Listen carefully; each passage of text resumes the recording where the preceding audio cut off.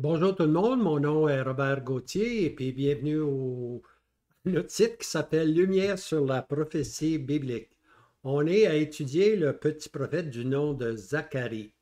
Zacharie a 14 chapitres et puis on commence aujourd'hui le chapitre 9. OK? C'est comme vous pouvez voir en bas ici, là, c'est notre 12e vidéo.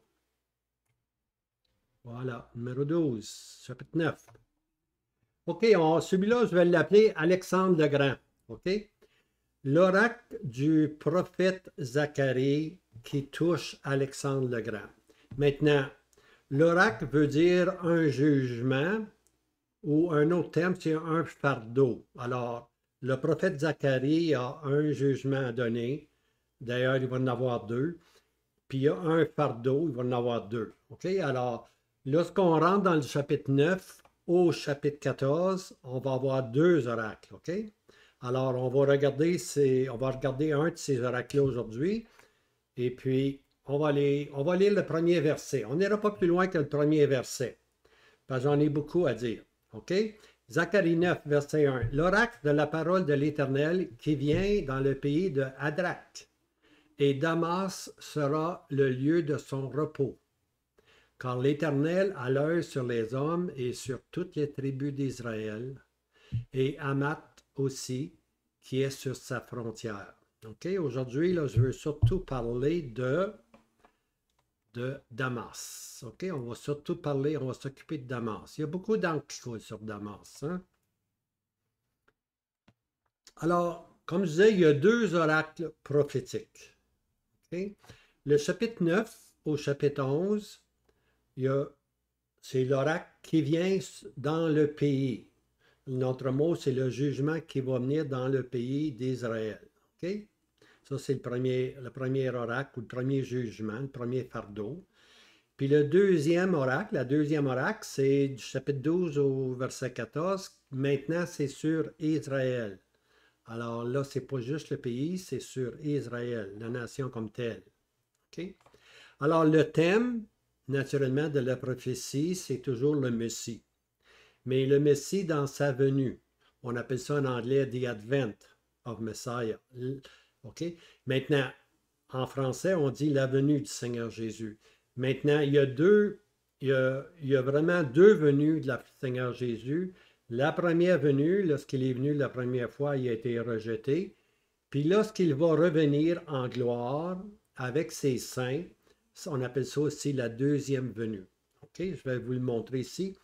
L'oracle numéro un, c'est sa première venue et sa réjection. OK?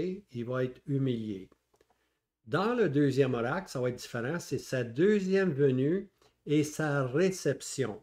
Le Seigneur Jésus revient en gloire. OK? Première venue, il vient en toute humilité, il est rejeté, il est complètement rejeté. Et puis, on a la grande parenthèse de la grâce qu'on appelle l'Église. Et puis, présentement, depuis 2000 ans, on est dans cette période de la grâce-là. Que tu sois juif, que tu sois grec, n'importe quelle nation, tu peux maintenant être sauvé si tu mets ta confiance dans le Seigneur Jésus.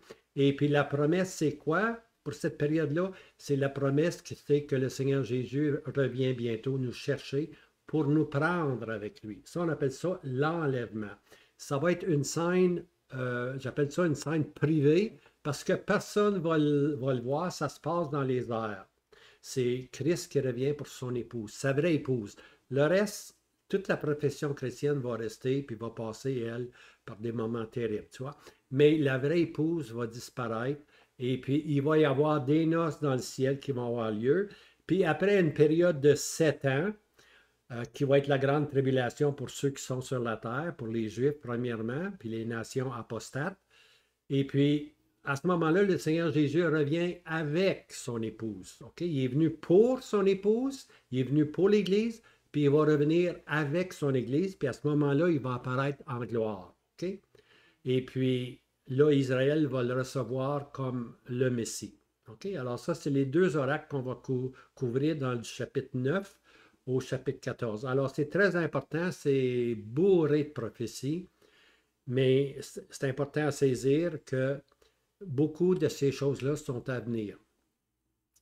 Maintenant, l'oracle chapitre 9 à 11, qui vient dans le pays. Alors ça, c'est le premier jugement, qui vient dans le pays. On se rappelle dans le passé qu'on a vu souvent, de chapitre 1 à 9, là, on a vu la deuxième année de Darius. Puis au chapitre 7, on s'est rendu à la quatrième année de Darius. OK? Et puis, à ce moment-là, là, ici, on va faire un saut prophétique de 174 ans à peu près. OK? Alors ici, on va faire ce grand saut olympique, que moi j'appelle un saut prophétique. Et puis là, on part de Darius, la quatrième année de Darius, puis on s'en va maintenant dans l'Empire romain. On s'en va avec le personnage de Alexandre le Grand, lorsqu'il est venu, puis a conquis l'Empire des Mèdes puis des Perses. OK?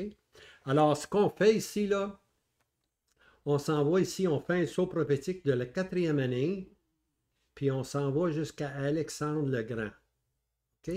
On vient de couvrir ici là, 174 ans. Alors, c'est comme ça qu'est le prophète Zacharie. Zacharie parle, puis oups, il fait un saut prophétique. OK? Oups, il en fait un autre. Ailleurs, il en fait beaucoup. Maintenant, ça, c'est la particularité du prophète lui-même, Zacharie. OK?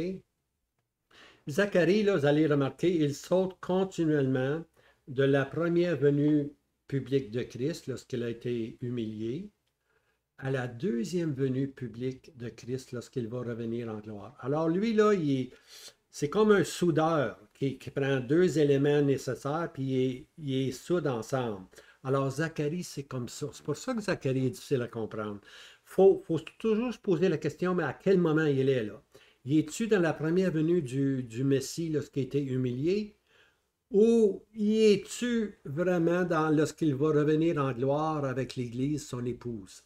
Alors, c'est ça qu'il faut discerner. OK? C'est ça qu'il faut vraiment regarder de près. Mais c'est très difficile. Vous allez voir, c'est très difficile. Alors, lui, il va parler à un moment donné de sa réjection publique. Puis, hop, un autre moment, il parle de sa réception publique. Alors, des fois, là, il n'y a pas rien qu'une virgule entre les deux. Des fois, il y a un point. Mais il faut savoir couper droit à la parole de Dieu. Alors, maintenant, la première règle de la parole prophétique, OK? Alors, il y a plusieurs règles à respecter lorsqu'on étudie la prophétie, mais la première des règles est celle-ci. C'est dans 2 Pierre 1, verset 20. Lorsqu'il parle de la parole prophétique, c'est comme une lumière dans un lieu obscur. Okay? Alors, la prophétie, là, ça nous dit ce qui va arriver. C'est comme une lumière dans un lieu obscur.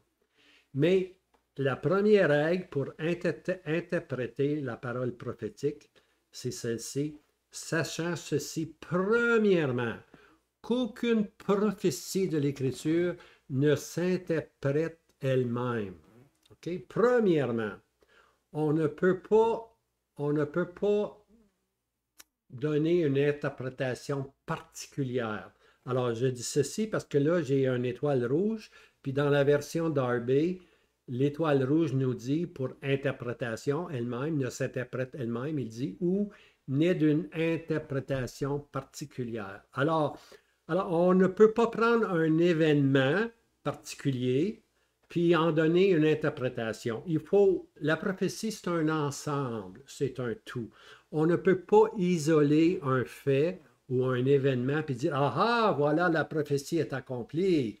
Et puis, voilà ce qui se passe présentement là. Voilà ce qui se passe en Iran. Voilà ce qui se passe dans ces pays-là maintenant. Et voici une prophétie qui s'accomplit. Voici une autre prophétie. Ça, c'est de la spéculation, bien-aimé. C'est des updates prophétiques qu'on appelle, mais qui n'ont aucune valeur parce que ce sont des interprétations particulières. Okay? La seule différence qu'on peut y trouver, c'est une interprétation comme à Bethléem, la Vierge va enfanter, puis la ville va être Bethléem.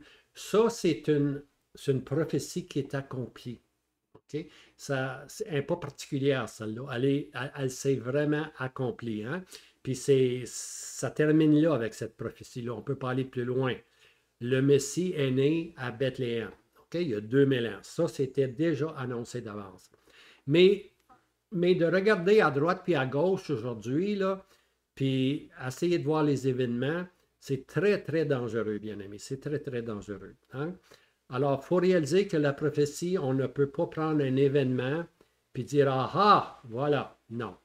Ça fait partie de l'ensemble. Ça fait partie de tout ce qui va mener à l'établissement du royaume de Dieu, à tout ce qui va venir, tout ce qui va venir bâtir le moment où on va arriver que Christ le roi arrive. OK? Maintenant, comme disait Zacharie, ici, là, on va faire un fameux saut de 174 ans. Pour nous, si on était avec Zacharie dans les jours de Zacharie, là, tout ceci serait de la prophétie à venir. OK? Mais pour nous, on est beaucoup plus loin que Zacharie. On est 2000 ans passés, Zacharie et plus, là. OK? Puis, pour nous, maintenant, c'est de l'histoire pour nous. On peut regarder l'histoire, puis on peut voir, oui, effectivement, si on étudie l'histoire, oui, effectivement, il y a eu l'Empire de Babylone. Hein? Deuxièmement, il y a eu l'Empire des Perses. Puis troisièmement, il y a eu l'Empire des Grecs, Alexandre le Grand. OK? Alors pour nous, on peut comprendre ça, on peut lire les livres d'histoire. Et puis on voit que le troisième empire, parce que Zacharie parle des chevaux, hein, 4 chevaux et des chars qui viennent en 2 montagnes, vous vous rappelez, en 2 montagnes. Alors les agissements de ces empires-là, ils pensent faire ce qu'ils veulent, mais ils sont contrôlés par des montagnes, puis pas n'importe quelle sorte de montagne, des montagnes d'airain. OK? Donc, ils ne peuvent pas outrepasser les limites que Dieu a données. Alors, on est certain que Dieu est en contrôle. OK? Alors ici, là, Zacharie va nous introduire, dans le chapitre 9, il va nous introduire à le nouvel empire qui va arriver, qui est l'Empire grec avec Alexandre le Grand. Alors, ce qui va suivre, là, on fait un saut de 174 ans. OK? Alors, Zacharie, c'est, je vais le lire ici. Avec Zacharie, nous cimentons un accomplissement qui sert de trampoline pour nous projeter dans un futur prophétique, souvent appelé le parfait hébreu. J'ai déjà parlé du parfait hébreu. Le parfait hébreu, Zacharie le fait souvent, c'est qu'il fait un saut prophétique. Ça, c'est le parfait hébreu. Le parfait hébreu, c'est que tu es là dans une période et puis tu parles, mais tu parles d'une période future. C'est ça que j'appelle, moi, le saut prophétique. OK?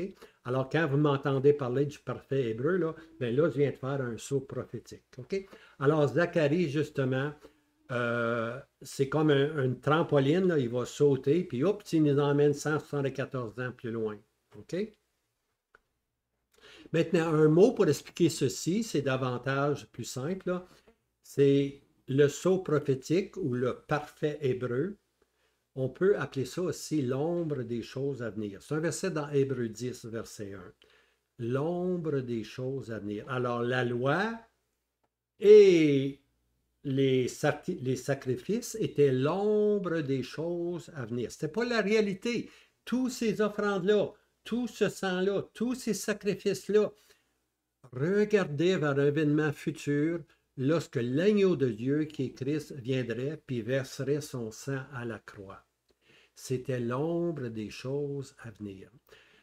L'Épître aux Hébreux, c'est un contraste avec le livre de Lévitique. Vous avez le livre de Lévitique avec tous les sacrifices, la loi est donnée là, mais l'accomplissement de Lévitique, bien aimé, c'est dans l'Épître aux Hébreux, un sacrifice meilleur, une offrande meilleure, un salut éternel.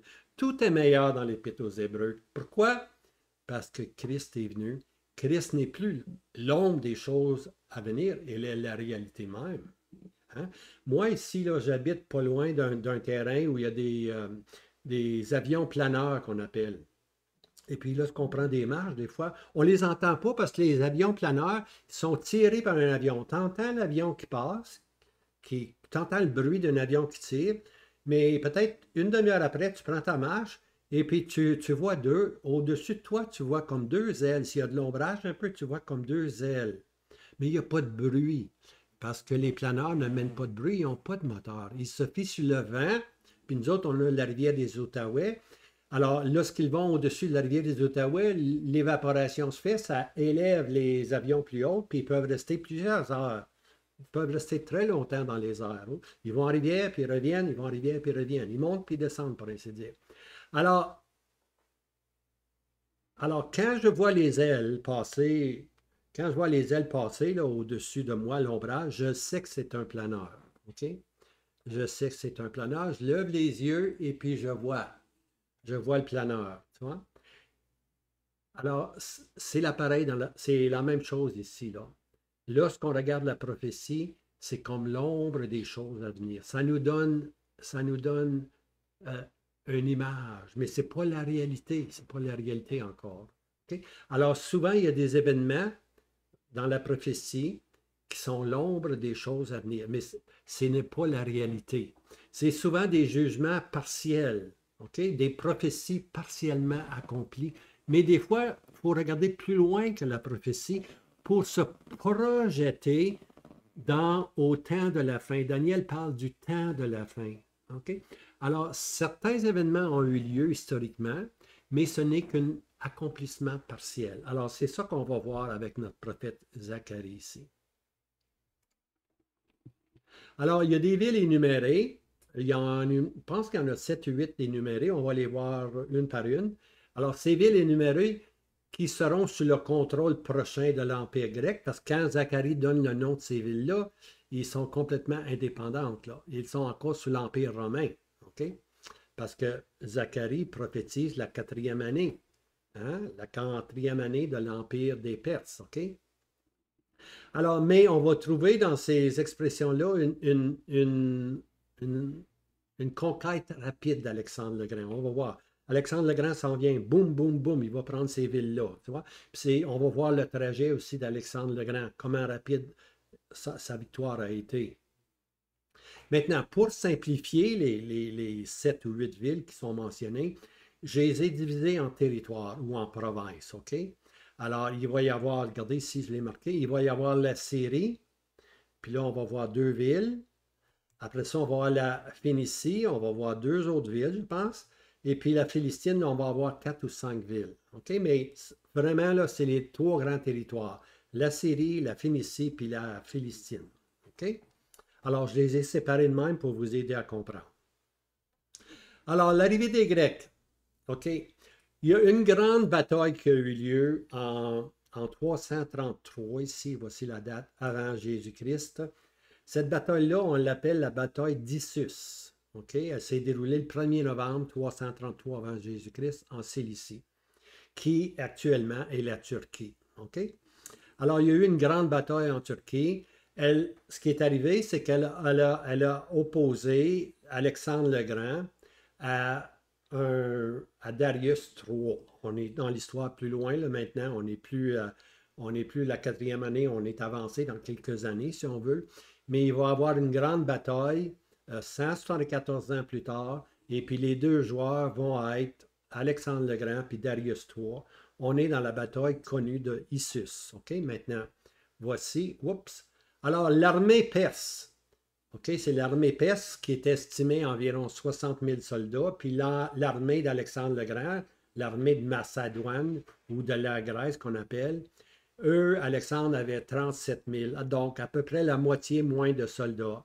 Mais la victoire est allée à Alexandre parce qu'il a fait des bons gestes, tout simplement. Puis pas juste ça, l'armée des Perses a fait un grand trajet, puis était fatiguée. Puis ça ne prend pas une journée pour se rendre dans un autre pays, là, de se rendre plus loin. Ça prend beaucoup de planification, beaucoup de nourriture pour nourrir tous ces soldats-là. OK? Mais néanmoins, c'est Alexandre qui est victorieux. Alors, cette victoire ici, Jean-Marc, cette victoire décisive sur les Perses conduira Alexandre dans les 3 territoires énumérés et descendra sa route sur l'Égypte. Alors, on va prendre les 3 territoires, puis une fois qu'il a conquis les 3 territoires, il va aller sur l'Égypte, puis il va conquérir l'Égypte. Et puis de l'Égypte, il va aller, puis il va conquérir jusqu'aux Indes par la suite. Hein? Alors, ça va être un empire, c'est le plus grand empire qu'il y a jamais eu avec Alexandre le Grand. Zacharie 1, non, excusez-moi, Zacharie 9, c'est le premier verset qu'on va prendre. L'oracle de la parole de l'Éternel. Alors, l'oracle, c'est un fardeau, c'est un jugement qui vient de la part de l'Éternel, qui vient où? Qui vient sur le pays de Hadrach. OK? Maintenant, Hadrach, c'est la seule fois qu'on voit le mot Hadrach, et puis Hadrach veut dire Syrie, la Syrie. OK? Donc, on a notre premier territoire, la Syrie. Et puis, la ville dominante, et Damas sera le lieu de son repos. OK? La ville dominante, c'est Damas, car l'Éternel a l'œil sur les hommes et sur les tribus d'Israël. Naturellement, l'Éternel voit les empires, puis il voit aussi les tribus d'Israël. Et Hamath aussi, qui est sur la frontière. Hamath, c'est une deuxième ville importante en Syrie, mais elle est sur la frontière d'Israël. Elle est sur la frontière d'Israël. OK, voici la map. Alors ici, Alexandre le Grand, OK, en 333 avant Jésus-Christ, arrive ici, puis traverse, puis il se rend. Ici, c'est la Turquie. Ici, c'est Istanbul. Le petit point ici, là, c'est Istanbul. Parce qu'on peut traverser ici, mais lui est venu par bateau. Ils sont arrêtés ici, là, tout simplement. Alors, il est arrivé avec ses 37 000, il les a emmenés ici. Mais ici, comme je disais, là, c'est Istanbul. Voyez-vous la petite pointe ici, là, il y a un joint entre les deux. Il n'y a pas grand-chose qui sépare les deux. Moi, dans les années 70, j'ai fait le tour de l'Europe et puis je suis allé en Asie, puis ben, j'ai visité l'Asie tout simplement dans ces années-là. J'avais 21 ans, sortais de l'université. Là, on est libre, puis on s'en va dans des pays qu'on ne connaît pas. Lorsque je suis arrivé à, Istanbul, qui est ici, là, euh, moi et mon ami, on a dit Wow! Never mind l'Europe, hein? L'Europe, c'est rien. L'Europe, c'est comme la ville de Québec. C'est des beaux monuments, des vieilles bâtisses. Mais quand tu arrives en Asie mineure, c'est un monde complètement nouveau. Alors, moi et mon ami, on a dit, on était censé aller en Israël, travailler dans les kibbutz dans ce temps-là, mais on n'est pas allé. Puis on a décidé de continuer. Lorsqu'on est arrivé là, à Istanbul, là, je vous le dis, là, on s'est dit, on fait le tour du monde. On fait le tour du monde. J'ai pas fait le tour du monde. Ça m'a pris une deuxième année plus tard, comme chrétien la deuxième fois. Mais là, cette première sortie-là, ce premier voyage-là, je me suis rendu. Voyez-vous, si moi j'ai piqué à travers. J'ai pris le même trajet que. J'ai pris exactement le trajet d'Alexandre le Grand. Là. Il est arrivé ici, j'ai traversé par la Perse et puis on s'est rendu aux Indes, mais nous autres, à partir des Indes, on est allé à Delhi, puis à partir de Delhi, on est allé au Népal. On est allé au Népal, ici au nord. OK? Mais je peux comprendre Alexandre le Grand qui n'est jamais retourné. Alexandre le Grand n'est jamais retourné en Macédoine. Il n'est jamais retourné en Grèce. D'ailleurs, lorsqu'il est arrivé dans l'Asie mineure, il a marié quelqu'un de cet endroit-là. Il y a eu une princesse là, il l'a mariée, tu vois. Malheureusement, il est mort très jeune, Alexandre le Grand, 32-33 ans. Mais c'est rien que pour dire que ce trajet-là, je le connais. OK, je le connais, je l'ai fait dans toutes sortes de situations. Mazari Sherif, l'Istanbul, tout fait ça. Maintenant, voici ce qu'Alexandre le Grand, lui, c'est un grand. Il est parti ici, il s'est emmené ici, regardez ici son trajet, puis là, ici, il va y avoir une autre bataille. Ici, il va arriver à Tyr, parce qu'on va voir ça en Tyr. Puis plus tard, j'ai dit qu'il allait passer ici, ici, puis il était pour conquérir l'Égypte. Puis de l'Égypte, là, il va continuer. Il va revenir sur ses pas, puis là, il va aller jusqu'aux Indes. Hein. Le Hindou, là, c'est le grand fleuve ici. Alors ça, c'est le plus grand territoire d'un empire. OK? Il part de la Grèce, puis il se rend aux Indes en conquérant l'Égypte aussi, qui représente tout le sud. OK? Alors ça, c'est le trajet, c'est sa route. C'est marqué en bas ici, là. Oups, excusez-moi. Qu'est-ce qui est arrivé?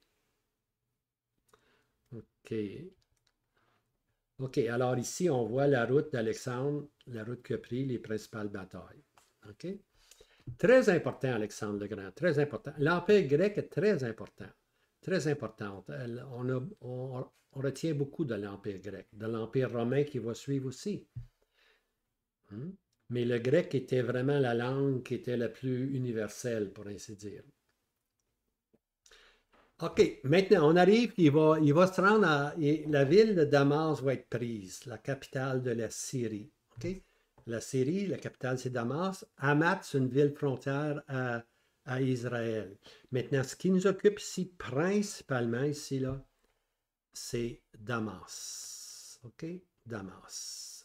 On entend beaucoup parler de Damas aujourd'hui. Si vous écoutez certains enseignants, on parle beaucoup de Damas. On dit que des bombes de cachées sur Damas. Israël veut attaquer Damas parce qu'ils veulent détruire les bombes. Alors, eux sont allés un peu trop loin dans la prophétie. Où ils ont été trop loin, c'est qu'ils disent que Damas doit être premièrement détruit. Je ne doute pas que Damas va être détruit, mais de dire que Damas soit premièrement détruit, que Damas est le premier événement qui doit se produire sur la scène prophétique, c'est aller trop loin. C'est aller au-delà des Écritures. Oui, Damas va être détruit, on n'est pas inquiète pour ça, Damas va être détruit, mais eux, ce qu'ils disent, puis ils sont 4 ou 5 de ces frères-là qui disent, euh, des enseignements, là, des enseignants qui ont beaucoup de personnes qui les suivent. Ils disent que Damas doit être premièrement détruit. Après que Damas va être détruit, après qu'Israël va attaquer Damas, puis Damas va être détruit, là, la grande tribulation va commencer. C'est-à-dire qu'on va détruire les pays arabes. Après ça, la grande tribulation commence. Ça ne tient pas la route, bien-aimé. Ça ne tient pas la route. OK? Qu'on détruise les pays d'Arabes pour commencer, puis qu'après ça, la grande tribulation arrive, tandis que la grande tribulation va surtout être produite par le roi du Nord. Puis le roi du Nord, c'est les pays arabes, les pays musulmans. OK? Alors, qui est le roi du Nord? Je ne le sais pas. Mais on lit dans Daniel, le roi du Nord. Où est le roi du Nord? Il est en Syrie, il est en Turquie. Alors, de ce territoire-là, de la Turquie ou de la Syrie, va sortir une puissance qu'on appelle le roi du Nord, qui va attaquer le roi du Sud. Hein, le roi du Nord va saisir Jérusalem. Alors, de dire que Damas va être premièrement détruit, que les pays arabes vont être complètement détruits, ça va contrairement à la parole de Dieu. OK? Alors, voici maintenant, eux, sur quoi ils se basent pour dire ceci. Puis pendant longtemps, j'ai pensé à ce passage-là, à ce verset-là. Et puis même, il y a des gens qui me posent des questions sur Damas. C'est-tu correct sur ce qu'il dit sur Damas? Et puis là, c'est l'occasion pour moi de vous présenter ce que la parole de Dieu nous enseigne sur Damas. OK? Alors, Christian, qui pose beaucoup de questions, si tu es à l'écoute, là, ouvre les oreilles. OK? On va y aller se faire un à côté, là. OK? Alors, voici. Il y a une prophétie dans Ésaïe. Alors, Ésaïe prophétisa l'oracle que Damas serait un monceau de ruines. Monceau de ruines. Quand les gens disent que Damas doit devenir un monceau de ruines, là, parce qu'il y a des bombes de cachées dans la ville, partout, c'est allé trop loin, bien-aimé. On va regarder ce qui est arrivé. On va regarder la prophétie ou l'oracle. Je vais vous donner le verset 17.1 de Ésaïe qui va suivre. OK? Alors, comme je disais, le pays de Hadrach, c'est la Syrie. Voici. Ésaïe 17, verset 1. Ça, c'est la pierre de fond pour ces enseignants-là, tu vois. Ils ont tous le même enseignement, ils ont tous le même verset. L'oracle touchant Damas, ville. Voici Damas va cesser d'être une ville et elle sera un monceau de ruines. Alors là, ce qu'ils disent, c'est que tous les bombes qui sont cachées sous Damas, il faut premièrement que Damas soit détruit, qu'elle devienne un monceau de ruines. OK? Il se base sur ce verset-là. Alors la question, bien aimé, c'est de savoir quand est-ce que Damas va être détruit. Il existe encore Damas aujourd'hui. Mais Damas n'est pas une puissance comme elle était jadis au jour de la Syrie, tu vois. Parce que Damas, bien aimé, a été détruit 2 fois déjà. J'en doute pas qu'il y aura une 3e fois. Ce que je ne comprends pas, c'est qu'on doit d'abord détruire Damas avant que la prophétie commence, avant que la grande tribulation commence. Voyez-vous, là, on a injecté un élément humain. Damas, oui, va être détruit. Elle a déjà été détruite 2 fois. Alors, on peut appliquer cette prophétie-là à des prophéties partielles. OK, Damas a été décrit 2 fois. Je vais vous donner ici les enseignements. Regardez bien. Damas fut détruit à 2 reprises. Premièrement, l'Assyrien. OK, notre fameux Assyrien. OK? Ce qui est arrivé, là, il y avait une union entre Ritsin ici, qui est le roi de la Syrie. OK? Puis Ritsin, c'est le roi de la Syrie. Puis Pélak, lui, c'est le roi d'Israël. Alors, quand se parle du roi d'Israël, ici, là, on est dans la période de l'Assyrien, donc on parle des 10 tribus qui se sont séparées. OK? Donc, Éphraïm, si on peut dire, ou Éphraïm, parce que Israël prend souvent le nom d'Éphraïm. Éphraïm est allé voir la Syrie, puis a demandé à la Syrie la protection. OK? Ils sont allés vers eux, puis on dit protège-nous, parce que l'Assyrien s'en vient contre Jérusalem. OK? Maintenant, voici ce qui est arrivé. Ça, c'est Isaïe 17.1. Vous pouvez lire le chapitre 17, là. On voit que cette union-là entre la Syrie qui vient en aide aux 10 tribus. OK? Mais Damas est détruit à ce moment-là. L'Assyrien vient puis détruit Damas. Voici le passage, 2 Rois 16, versets 5 à 9. OK? Puis ça, c'est la première fois qu'il va être détruit. Puis la deuxième fois, ça va être Nebuchadnezzar maintenant. OK? On va voir ça tantôt. Alors, la première fois que Damas a été détruit, c'est par l'Assyrien. La deuxième fois, ça va être plus tard, par Nebuchadnezzar, roi de Babylone. OK? Puis là, on va lire ça dans Jérémie 49, 23. J'ai les 2 passages. Je ne vais pas être chercher dans votre Bible, vous pouvez y aller après. Je vais vous donner les passages. OK? Puis par la suite,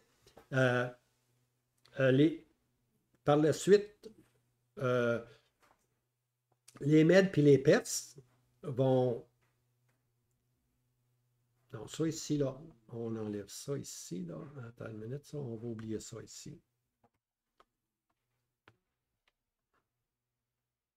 C'est-à-dire ici que les Grecs, les Romains, les Arabes, les Turcs vont rebâtir la ville de Damas, tout simplement.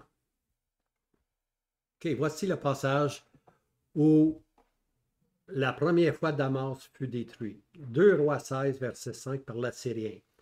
Alors Ritsin, roi de Syrie, et Pekak, fils de Rémalia, roi d'Israël, voyez-vous, roi d'Israël, roi des 10 tribus, montèrent à Jérusalem pour lui faire la guerre, et ils assiégèrent Akaz, qui est le roi en Jérusalem, le roi des 2 tribus qui restaient. Mais ils ne purent le vaincre. Et en ce temps-là, Ritsin, roi de Syrie, recouvra Élat pour la Syrie et expulsa d'Élat les Juifs. Et les Syriens entrèrent à Élat et ils ont habité jusqu'à ce jour. Et Akaz envoya des messagers à Tiglath-Pilser, roi de Syrie. Alors, le roi des 2 tribus, le roi de Juda, pour ainsi dire, se tourne vers Tiglath-Pilser, le roi de Syrie, disant « Je suis ton serviteur et ton fils, monte, sauve-moi de la main du roi de Syrie et de la main du roi d'Israël, les 10 tribus qui s'élèvent contre moi. » Et Akaz, on se rappelle, prit de l'argent, de l'or qu'il trouva dans la maison de l'Éternel et les trésors de la maison du roi et envoya tout cet or-là au roi d'Assyrie. Et voici maintenant. Et le roi d'Assyrie l'écouta. Et le roi d'Assyrie monta à Damas et la prit. Voyez-vous ici, Damas est pris. Pour la première fois, Damas est détruit et est pris. Et il transporta les habitants à Kir et fit mourir Ritsin. Ça, c'est la première défaite de Damas. Damas est devenu là un amas, pour ainsi dire, un amas de ruines. L'autre passage, c'est dans Jérémie. Maintenant, avec Jérémie 49, on est rendu avec Babylone. On est rendu avec le Babylone. Alors, sur Damas, ça c'est un oracle sur Damas. Hamath, ça c'est la ville qui est à la frontière de Jérusalem, pour ainsi dire, Hamath, et Arpad sont honteuses, 2 grandes villes importantes, car ils ont entendu un bruit de rumeur et elles défaillent. Il y a une tourmente dans la mer et elle ne peut rester tranquille. Damas est devenue lâche, elle se retourne pour fuir. Voyez-vous, Damas est devenu rare. C'est pas qu'il est devenu rare. Hey, c'est le roi de Babylone qui arrive, là. Le roi de Babylone qui arrive. C'est Nebuchadnezzar. Et elle se tourne pour fuir. L'effroi l'a saisie, la détresse, les angoisses se sont emparées d'elle comme d'une femme qui est qu'enfante. Elle a peur. Damas, là, il a peur. Dans quelques abonnements, dans quelques abandonnements, n'est-ce pas la ville de louange, la cité de mes délices? Aussi, ces jeunes gens sont tombés sur ces places, et tous ces hommes de guerre sont détruits en ce jour, dit l'Éternel des armées. Et j'allumerai un feu sur les murs de Damas, et il dévorera les palais de Ben-Hadad. Alors ici, la deuxième fois que Damas devient des ruines, pour ainsi dire, c'est avec le roi Babylone, avec Nebuchadnezzar. Alors, on a vu deux reprises que Damas est devenu des ruines, pour ainsi dire, un amas de ruines. Okay? Ça a déjà été accompli en deux reprises. Ça ne veut pas dire que Damas ne deviendra pas un autre amas de ruines, oui, c'est sûr et certain. Mais de dire que c'est la première chose qui doit arriver dans la prophétie biblique, et après ça, les pays arabes vont être détruits, Damas va être détruit, la Syrie va être détruite, puis après ça, la grande tribulation va commencer. C'est complètement erroné, bien-aimé. On ne trouve pas ça dans la parole de Dieu. C'est l'imagination de l'homme qui pense que parce qu'il y a beaucoup de bombes de cachées sous Damas, qu'Israël doit premièrement détruire Damas. Après ça, la grande tribulation va commencer. C'est aller au-delà des Écritures, bien-aimés, au-delà de ce qui est écrit. Hein? Le Seigneur Jésus a dit, quand Satan l'a tenté, il est écrit, il est écrit, il est écrit. Il faut se fier sur la parole de Dieu et non pas sur des enseignements qui sont comme des béquilles et puis un petit coup de pied sur la béquille, puis tout tombe. Alors, certaines de ces prédications-là, c'est des béquilles, ils vont tomber, ils vont s'effoirer, pour ainsi dire. Et puis, ceux qui se disaient des prophètes vont avoir honte. OK? Alors, simplement pour vous dire, faites attention à ceux qui enseignent que, premièrement, Damas doit être détruit, que Damas doit premièrement devenir un amas de ruines, et puis après ça, la grande tribulation va arriver. Ça n'a aucun fondement. Alors, à suivre, il va y avoir une autre vidéo. C'est la vidéo numéro 13. Puis cette fois-ci, on va prendre le territoire de la Phénicie. Là, on s'est occupé avec la Syrie, le territoire de la Syrie, avec Damas. Hein? Et puis, j'ai mis beaucoup d'emphase là-dessus parce que c'est pour faire une correction à la tendance des enseignements de nos jours qui sortent là, en anglais et en français, ça sort, qui va essayer de nous faire expliquer que Damas doit premièrement devenir un amas de ruines.